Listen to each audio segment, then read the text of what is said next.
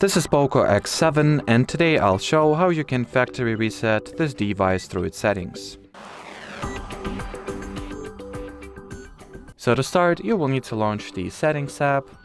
Here enter the About Phone category, scroll down and select Factory Reset. Now make sure that all the data that is of importance to you is backed up, since the process of factory resetting your smartphone results in the complete erasal of all files and data that are located in the device's internal storage, so keep that in mind. Now tap press the Erase All Data button, input your screen lock if you have one set, and then press Factory Reset, clear.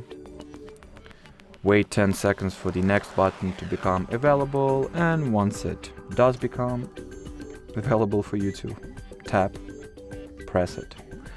Now wait another 10 seconds, since POCO for some reason treats its users as children. Well, what can you do? Anyway, press OK button, and now simply wait for the factory reset process to be finished. And you'll know that it is indeed done when you'll see the initial setup screen. So let's wait for that.